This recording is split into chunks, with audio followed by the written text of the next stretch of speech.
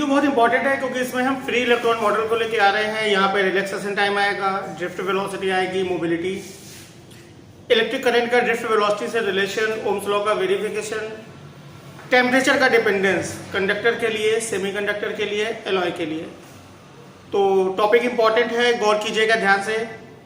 अगर हम कंडक्टर की बात करते हैं तो कंडक्टर में फ्री इलेक्ट्रॉन्स होते हैं और यही फ्री इलेक्ट्रॉन्स का जो मूवमेंट होता है वो कंडक्टिविटी के लिए रिस्पॉन्सिबल होता है। इन जनरल किसी मेटल में बहुत ज़्यादा तादाद में फ्री इलेक्ट्रॉन्स होते हैं। मेटल हैवी होती हैं, हैवी का मतलब एटम्स क्लोज हैं, यानी थोड़े से वॉल्यूम में बहुत ज़्यादा एटम्स हैं। और जब एटम्स बहुत ज़्यादा है तो हर एक ने अगर एक दो इलेक्ट्रॉन फ्री किया हुआ है तो बहुत ज़्यादा फ्री इलेक्ट्रॉन्स हैं। एक मेटल की जो फ्री इलेक्ट्रॉन डेंसिटी है वो 10 की पावर 28, 29 पर मीटर क्यूब तक होती है। लेकिन ये जो फ्री इलेक्ट्रॉन है वो एक जगह रुके नहीं है। रूम टेम्परेचर पर इन्होंने काइनेटिक एनर्जी गेन की हुई है। काइनेटिक एनर्जी से इनको थर्मल वेलोसिटी मिलती है और थर्मल वेलोसिटी से ये हर तरफ रैंडमली मूव करते हैं और इनकी जो थर्मल वेलोसिटी की रेंज है वो 10 की पावर 5 से 10 की पावर 6 मीटर पर सेकेंड हो जाती है। तो ये रैंडमली घूमते हैं, कोलाइड करते हैं, कोलाइड करने पे डायरेक्शन चेंज होती है, फिर कोलाइड करते हैं, फिर डायरेक्शन चेंज होती है। कोलाइड किससे करते हैं? पॉजिटिव आयन से, क्योंकि जिन एटम का इलेक्ट्रॉन फ्री इलेक्ट्रॉन निकल चुका है उनके पास पॉजिटिव चार्ज आ चुका है, तो उनको हम पॉजिटिव आयन्स बोलते हैं। यानी अगर हमारे पास ये पॉजिटिव आयन है, ये पॉजिटिव आयन है, ये पॉजिटिव आयन है, ये पॉजिटिव आयन है और इनमें से एक इलेक्ट्रॉन चल रहा है, इलेक्ट्रॉन ये चला, कोलाइड होकर ये आया, कोलाइड होकर के यहाँ पे किसी पॉजिटिव आयन पे आ गया, फिर यहाँ आ गया, फिर इधर आ गया, इस तरीके से फिर इधर आ गया। तो एक इलेक्ट्रॉन जो है वो लगातार रैंडमली इधर उधर मूव करता रहता है। डायरेक्शन चेंज होती है, वेलोसिटी चेंज होती है और इस तरह से नेट थर्मल वेलोसिटी जीरो रहती है क्योंकि मोशन रैंडम है। मोशन क्या है? रैंडम। रैंडम का मतलब है किसी खास जगह में बाइस्ड नहीं है। तो जब तक पोटेंशियल डिफरेंस अप्लाई नहीं करेंगे तब तक मोशन रैंडम होगी। इनका जो सम होगा जीरो होगा, यानी in conductor large number of free electrons moving randomly in all direction with initial thermal velocity in order of 10 to the power 5 to 10 to the power 6 meter per second collide with positive ions and change their path. Average interval between two successive collision is relaxation time, यानी यहां से यहां तक का time अगर tau 1 है, यहां से यहां तक टाउ 2 है, टाउ 3 है, टाउ 4 है या टाउ 1 है, तो इन सारे इंटरवल का जो एवरेज होगा वो रिलैक्सेशन टाइम होगा। गौर कीजिएगा, जो रिलैक्सेशन टाइम होता है वो टेम्परेचर के इनवर्सली प्रोपोर्शनल होता है। कैसे? मोर टेम्परेचर मोर थर्मल वेलोसिटी। अब ज्यादा वेलोसिटी से जाएगा तो जल्दी बढ़ेगा, रिजल्ट लेस रिलैक्सेशन टाइम। तो आगे हम इसी कंसेप्ट को अब आगे बढ़ाएंगे। तो ये टिपिकल एक इलेक्ट्रॉन का पाथ है जो विदाउट एनी फोर्स पोटेंशियल ये चल रहा है, कोई नेट करंट नहीं है, मोशन रैंडम में घूम फिर के जहां था ये वहीं पहुंच गया। देखिए नेट डिस्प्लेसमेंट जीरो है और वो नहीं पहुंचेगा तो ये जहां पहुंचेगा वहां से कोई दूसरा यहां पहुंच चुका होगा, तो चार्ज का जो नेट डिस्प्लेसमेंट जीरो होगा। अब अगर हमने कोई पोटेंशियल डिफरेंस V अप्लाई किया तो V का काम है इलेक्ट्रिक फील्ड जनरेट करना। इस इलेक्ट्रिक फील्ड का काम है फोर्स जनरेट करना। फोर्स का काम है, फोर्स किधर? फील्ड के अगेंस्ट। और फोर्स का काम है एक्सेलरेशन प्रोड्यूस करना, लेकिन कोलिजन की वजह से एक्सेलरेशन हो नहीं पाएगा क्योंकि बार बार कोलाइड करेगा और अपनी वेलोसिटी खोएगा कुछ इस तरीके से। तो यहां से चलेगा तो ऐसे थोड़ी सा डिस्प्लेस हो पाएगा, तब तक ऐसा कोलिजन हो जाएगा। तो ये हर कोलिजन में डिस्प्लेसमेंट बढ़ रहा है, थोड़ा लेकिन थोड़ा ही हो पा रहा है।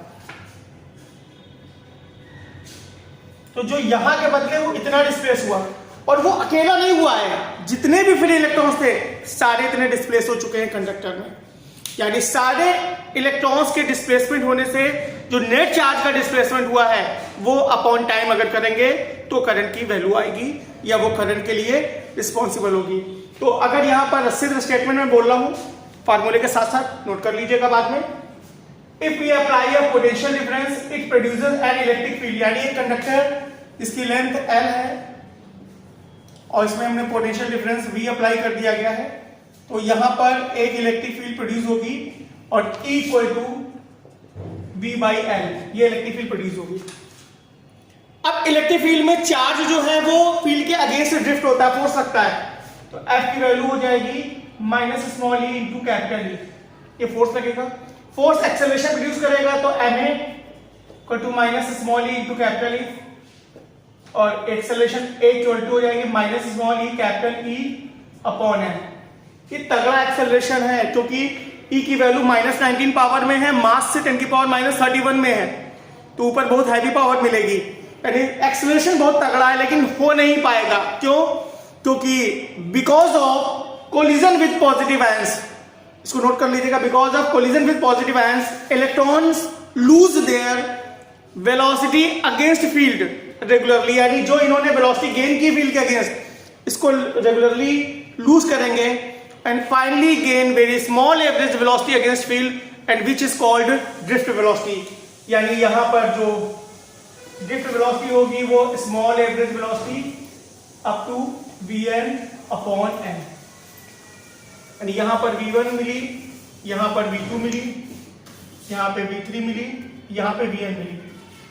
तो सिंपल सी बात में अगर बात करें तो V1 equal to U1 plus A τ1, V2 equal to U2 plus A τ2 and so on, Vn equal to Un plus A τ1, add कर देंगे, ऐड करेंगे तो सिग्मा Vn हो जाएगा, सिग्मा Un हो जाएगा, प्लस A कॉमन ले लेंगे, समेशन ऑफ τ1 हो जाएगा। सिग्मा Un 0 है, पीछे बता चुके हैं आपको, U1 plus U2 plus U3 अब तो Un 0, पूरे का से डिवाइड कर दो, तो गौर कीजिएगा ये वैल्यू क्या है, summation of Vn upon n क्या था, Vd था, ये फार्मूला हो जाएगा Vd का, ये A है, ये 0 हो चुका है, और sigma τn upon n average time interval τ, Vd equal to A τ, Vd की वैल्यू पुट कर दो, तो Vd equal to small e capital E upon m into τ, formula आ जाएगा। अगर मैग्नीट्यूड के फॉर्म में लेंगे तो Vd की value small e capital E upon m τ, और T की जगह अगर V/L रख देंगे तो Vd की वैल्यू हो जाएगी EV/m L τ। तो Vd यहां से τ के प्रोपोर्शनल आया और τ टेम्परेचर के इनवर्सली प्रोपोर्शनल है। तो गौर कीजिएगा, टेम्परेचर बढ़ाने पे थर्मल वेलोसिटी तो बढ़ती है लेकिन ड्रिफ्ट वेलोसिटी कम होती है, और केवल यही वेलोसिटी ऐसी है जो टेम्परेचर से कम होती है, बाकी सारी वेलोसिटी कहीं भी हो, चाहे वो इलेक्ट्रॉन की हो चाहे मॉलिक्यूल की हो, उनको टेम्परेचर के हिसाब से बढ़ना ही बढ़ना है, केवल ड्रिफ्ट वेलोसिटी कम होती है। तो हमारे पास रिजल्ट आ गया Vd equal to small e capital E upon m τ, minus में माइनस क्या है, वेलोसिटी की डायरेक्शन फील्ड के अगेंस्ट होती है, ये मैग्नीट्यूड के फॉर्म में है, e की जगह V/L रख दिया है, τ टेम्परेचर के इनवर्सली प्रोपोर्शनल पे है और ड्रिफ्ट वेलोसिटी भी टेम्परेचर के इनवर्सली प्रोपोर्शनल पे है। तो रीजनिंग पूछी जाती है, एक क्वेश्चन यहाँ से बनता ही बनता है कि टेम्परेचर बढ़ाने पे क्या फर्क पड़ेगा, तो रीजन क्या होगा, more temperature more thermal velocity more collisions less relaxation time and less drift velocity.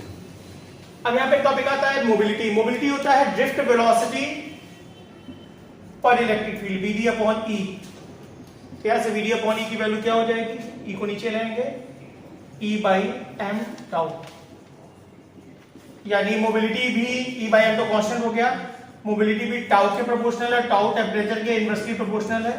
तो एक नंबर का क्वेश्चन बनता है कि टेम्परेचर बढ़ाने पे मोबिलिटी पे क्या फर्क पड़ता है, मोबिलिटी भी कम होती है। Relation between electric current and drift velocity important relation है यहाँ का। और एक हमने कंडक्टर लिया हुआ है जिसकी लेंथ L है, A एरिया है, N जो है वो free electron density means number of free electrons per unit volume. तो वॉल्यूम कितना हो जाएगा, A इंटू एल हो जाएगा, ठीक है। और टोटल फ्री इलेक्ट्रॉन क्या हो जाएंगे,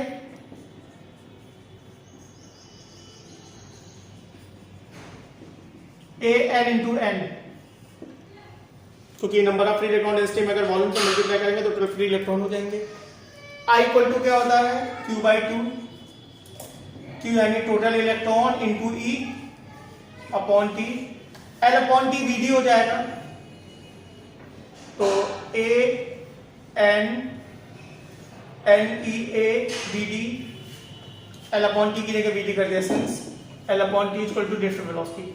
तो आई इक्वल टू फार्मूला मिल जाएगा N E A V D और V D equal to I upon N E A. तो यहाँ पे रीजनिंग बनती है कि अगर फ्री इलेक्ट्रॉन डेंसिटी बढ़ेगी तो क्या फर्क पड़ेगा, वी डी कम होगी, अगर एरिया बढ़ेगा तो क्या फर्क पड़ेगा, वी डी कम हो जाएगी। अगर सीरीज में कंडक्टर जोड़ देंगे तो क्या फर्क पड़ेगा, कोई फर्क नहीं पड़ेगा क्योंकि सीरीज में करंट सेम होती है, ध्यान रखिएगा। उसके बाद अगला टॉपिक जो इसी में आता है current density J equal to I upon A. I कितना है, N E A V D upon A से उड़ा देंगे तो जे की वैल्यू हो जाएगी एन ई वी डी, ये वन लाइनर काम आता है। वेक्टर फॉर्म मिलेंगे तो J equal to minus N E V D, minus sign क्यों, क्योंकि करंट जो है या इलेक्ट्रॉन की जो वेलोसिटी होती है वो करंट के अगेंस्ट होती है, तो यहाँ पे ये वेक्टर फॉर्म में टॉपिक आ जाता है। तो relation between the electric current और डिफरेंट वेलोसिटी खत्म हो गया। अब आगे हम लोग आते हैं ओम्स लॉ पे, को वेरीफाई करते हैं।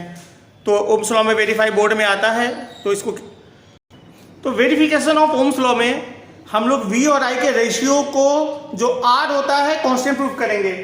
तो एक फार्मूला ये उठाते हैं, इसमें VD में V शामिल है, E V by ml tau, और एक फार्मूला उठाएंगे NEA VD, NEA VD, और यहाँ पे इस VD की वैल्यू को पुट कर देंगे तो I इक्वल टू NEA और VD क्या हो जाएगा, EV बाई ml टाउ। तो यहाँ से V अपॉन I की वैल्यू हो जाएगी, इधर जाएगा ml upon NE square A tau, जो कि R की वैल्यू है। अब देखिए मास कांस्टेंट है, इलेक्ट्रॉन का मास फिक्स होता है,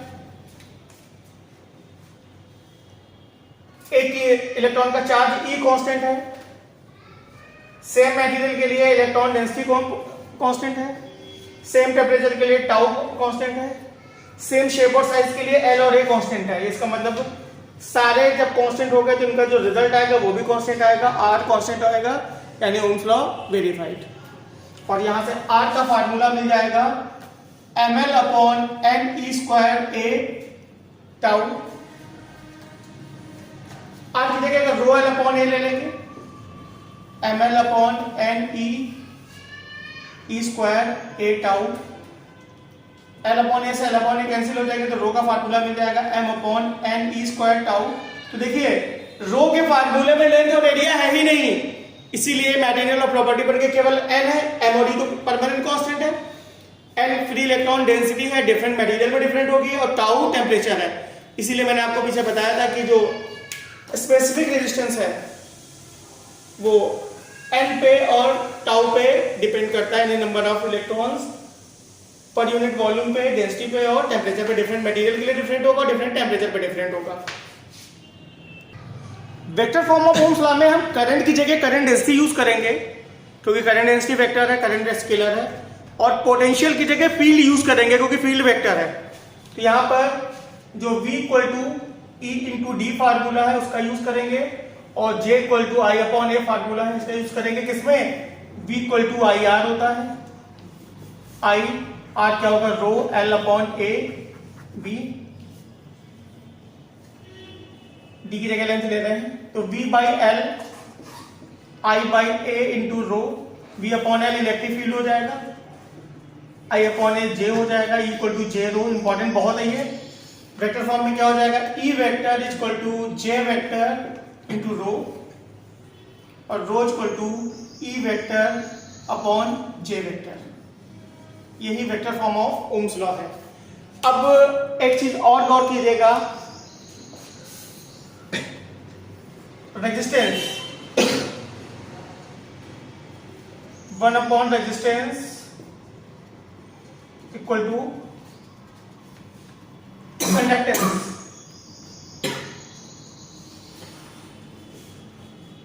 जी यूनिट 1/ओम मो साइमेंस। उसी तरीके से रेजिस्टिविटी 1/रेजिस्टिविटी कंडक्टिविटी 1/, यहां से 1/r जो था वो जी था, यहां 1/रो जो होगा वो सिग्मा हो जाएगा।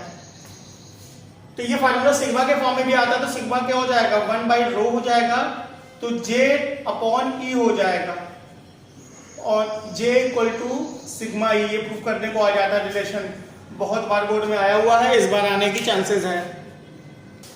तो इफेक्ट ऑफ टेम्परेचर की बात करेंगे। आज का फार्मूला आया mL/NE² टाउ एंड रो का फार्मूला आया m/NE² मेटल के लिए n जो होता है वो कांस्टेंट होता है, क्योंकि जितने फ्री इलेक्ट्रॉन्स होते हैं वो पहले ही फ्री हो चुके होते हैं। केवल बदलता क्या है टाउ। तो आपको पता है कि R प्रोपोर्शनल टू द 1/टाउ and tau proportional to the temperature, यानी R proportional to the temperature. Resistance जो है वो टेम्परेचर के प्रोपोर्शनल है।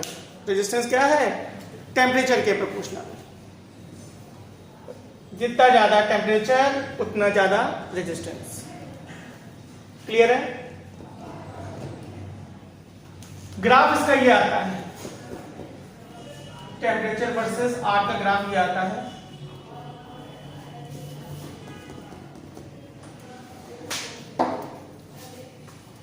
टेम्परेचर कोएफिशिएंट पॉजिटिव होता है। सेकेंड, और अगर हम सेमीकंडक्टर की बात करें तो सेमीकंडक्टर के लिए n जो होता है वो टेम्परेचर के प्रोपोर्शनल होता है। जितना ज्यादा टेम्परेचर बढ़ते हैं उतने ही इलेक्ट्रॉन वैलेंस बैंड से कंडक्शन बैंड में आते हैं। एज रिजल्ट n जो होता है वो बढ़ जाता है और n बढ़ने से r कम हो जाता है, तो r proportional to the 1/n proportional to the 1/ temperature. तो सेमीकंडक्टर के लिए जो टेम्परेचर कोएफिशिएंट होता है ये नेगेटिव होता है, नंबर 1 टेम्परेचर के लिए, और ग्राफ जो बनता है वो ये बनता है,